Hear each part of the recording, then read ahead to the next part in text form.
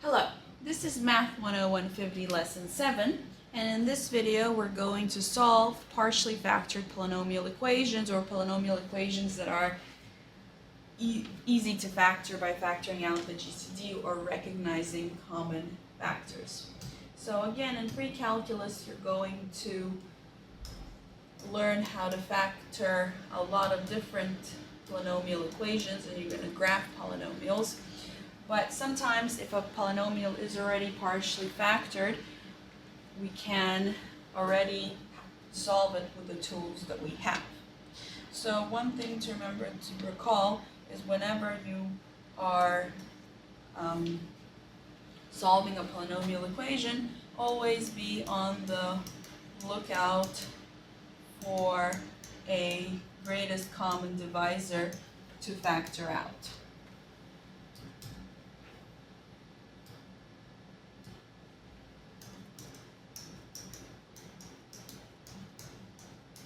So always be on the lookout for a greatest common divisor to factor out. That will simplify your equation.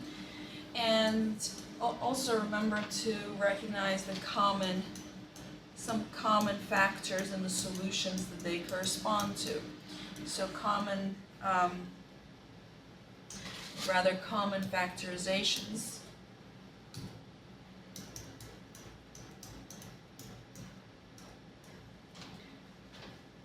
So one of them is a difference of squares. You have x squared minus a squared. That is x plus a times x minus a. If you have x squared plus a squared, you cannot factor that over the real numbers, but this gives you solutions x equals plus or minus ia, whereas this one gives you solutions x equals plus or minus a. If you have something like this, x plus a squared, that gives you a perfect square trinomial,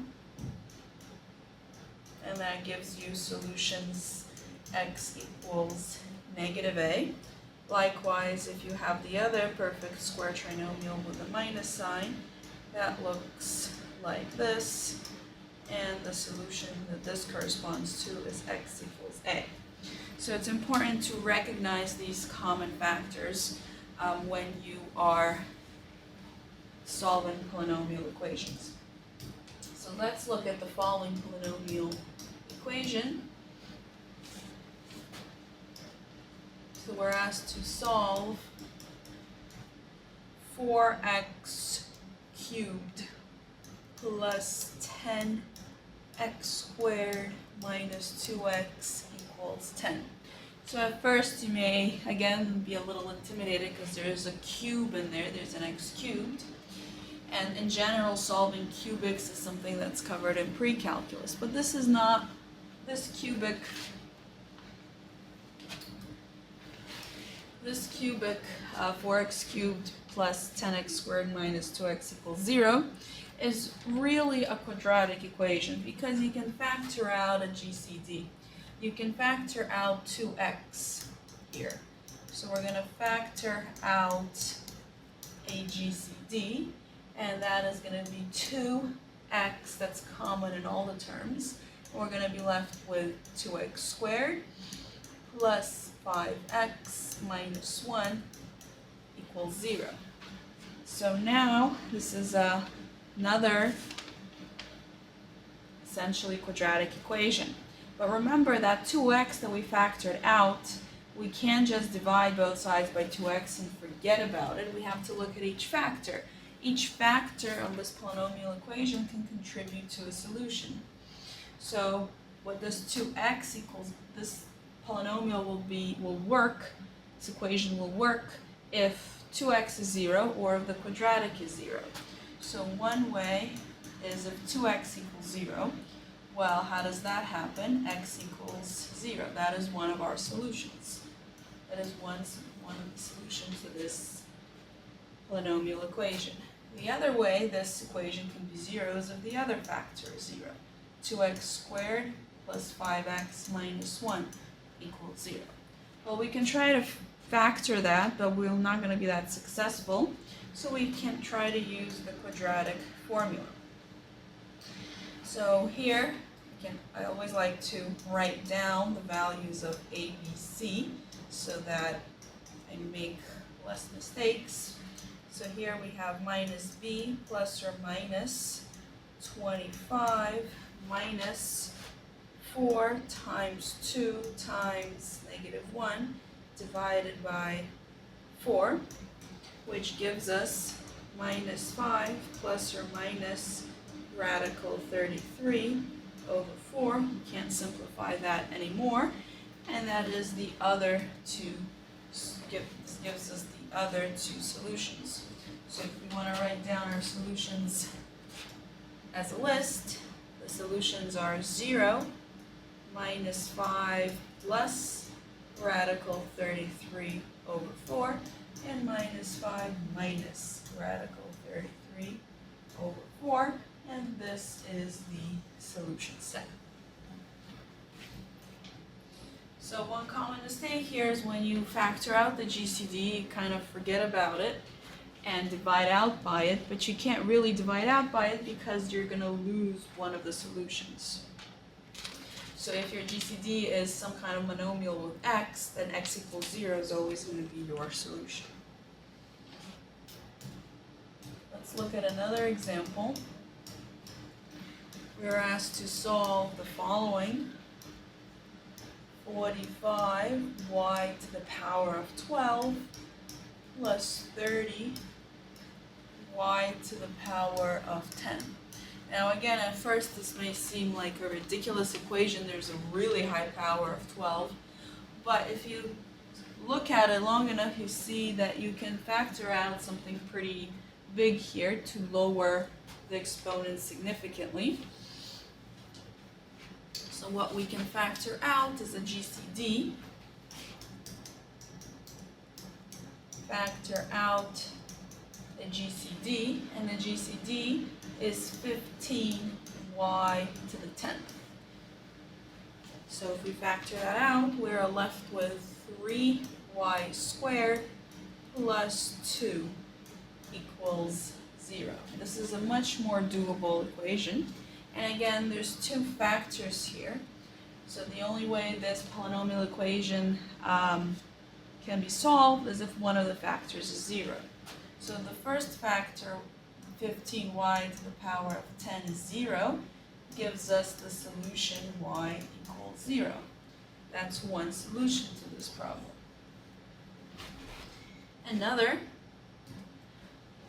way this can be satisfied is if the second factor is 0. 3y squared plus 2 equals 0. Well, how can that happen? Using the square root property. This is y squared equals -2/3, and we take the square root. This is plus or minus square root of 2 over 3. Since this is a negative, we will have a complex number here. This is -2 over 3. So how do we simplify that? So y equals plus or minus times -1 times radical 2 over 3. Y equals plus or minus I times 2 radical 2 over 3. We can leave our answer like this, but if we want our answer out such that the denominator is rationalized, we're going to need to do a little bit more work.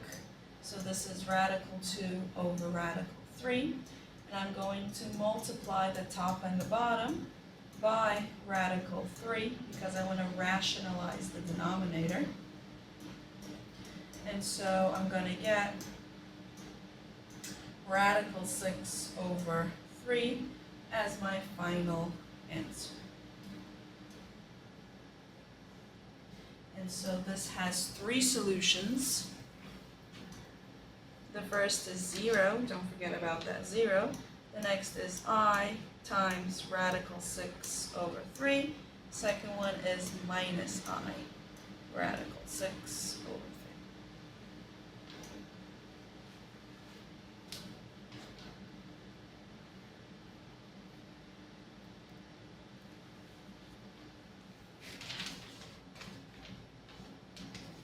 Next, we look at another example. We're asked to solve this partially factored polynomial equation. It looks like this: x squared minus 25, 2x plus 7, 3x minus 4 equals 0. Now, one common mistake is when to see an equation like that to start multiplying things out. There's absolutely no reason to do this. If a polynomial is factored, the more factored, the better. If a polynomial is factored, it is much, much easier to solve than if it is not factored. In fact, if you're given a non-factored polynomial in an equation, the first thing you do is you factor it. If you're given a factored or partially factored polynomial, you never start multiplying things out. You see if you can in fact factor it more. And here we can factor it more. We recognize that there's a difference of squares here. And so we have 4 factors here. X plus 5 times x minus 5, 2x plus 7 times 3x minus 4 equals 0. So this is a multiplication of 4 things, a times b times c times d equals 0.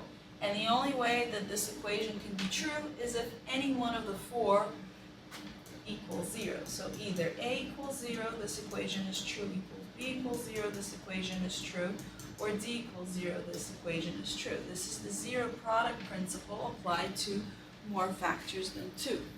And so we can, once a polynomial is factored, it's been broken up into a bunch of simple pieces which we can solve. That's why if we multiply things out, we lose those little pieces and we get back a big piece and everything is lost again. So our first equation, first factor is x plus 5 equals 0. This gives us x minus 5. Our second one is x minus 5 equals 0. This gives us the solution, x equals 5. Our next factor is 2x plus 7 equals 0.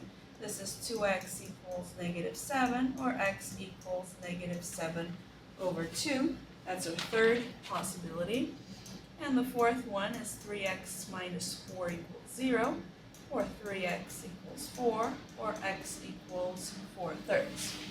And so this is what we want. We want a polynomial that is as factored as possible, and you will learn an important theorem about factoring polynomials in calculus. But for now, if you're given a polynomial in factored or partially factored form, it's important to recognize that we can get to the solution if we just look at each factor separately. And so here I'm listing all the 4 solutions of this polynomial equation. So again, if something is factored, keep it that way. Do not multiply things back out. And for our final example, I'm going to look at another polynomial. Solve the following. 2x to the 6th minus 10x to the 4th plus 12x squared times x squared plus 25 equals 0. Well, this one is a mouthful, but it is partially factored for us, so we're going to look at each factor separately. So let's look at the first factor. What is x squared plus 25 equals 0? Well, when can that happen? That can happen when x squared equals negative 25, or when x equals plus or minus 5i. So that's one set, that's 2 solutions we found, but there are more. So we look at the next factor. The next factor is this degree 6 polynomial, which kind of looks intimidating at first. But then we see we can factor out a GCD from here. We can factor out a 2x squared. And we can factor out a 2x squared, and we are left with x to the fourth minus 5x squared plus 6 equals 0. Well, how can this equal 0? We continue breaking up our polynomial. Well, 2x squared equals 0 can only happen if x equals 0. So that's another solution that we got. Let's look at the remaining degree 4 piece. X to the fourth minus 5x squared plus 6 equals 0. This looks a lot like a polynomial that's quadratic in form, and let's do a substitution to solve that. If I substitute y equals x squared, I can solve it. So now my equation becomes y squared minus 5y plus 6 equals 0. I can factor that into y minus 6 into y minus 3 and y minus 2 equals 0. Gives me the solution y equals 3 and y equals 2. However, my original polynomial is in x's, so I need to transfer everything back to x's. So y equals 3, well that's really x squared equals 3, so that gives me the solutions x equals plus or minus radical 3. Y equals 2 is really x squared equals 2, gives me the solutions x equals plus or minus radical 2. So I have a total of 7 solutions to this problem. I can list them all. All the solutions are 0 plus minus 5i plus minus radical 2 plus minus radical 3. So for every piece of the polynomial that we can break off gives us different solutions.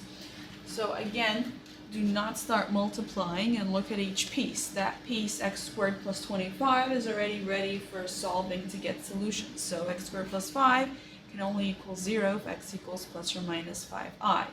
That next piece looked pretty hard, but we broke it up by factoring out the GCD 2x squared. And then we remember that that GCD 2x squared also gives us a solution x equals 0 because it's a factor of this polynomial. And then we looked at the remaining degree 4 polynomial, x to the fourth minus 5x squared plus 6. We recognize that this is quadratic in form, and we can substitute y equals x squared and get a quadratic equation, and we got solutions y equals 3, y equals 2. However, y equals 3 and 2 are not solutions to the original polynomial equation. We needed to substitute the x's back in, and the solution y equals 3 gave us the solution to the original equation, y equals plus or minus radical 3, and the solution corresponding to y equals 2 gave us the solutions plus or minus radical 2. So anytime you have a polynomial, if it is factored, do not multiply it out and keep factoring it until you recognize each piece and the solutions that go along with it.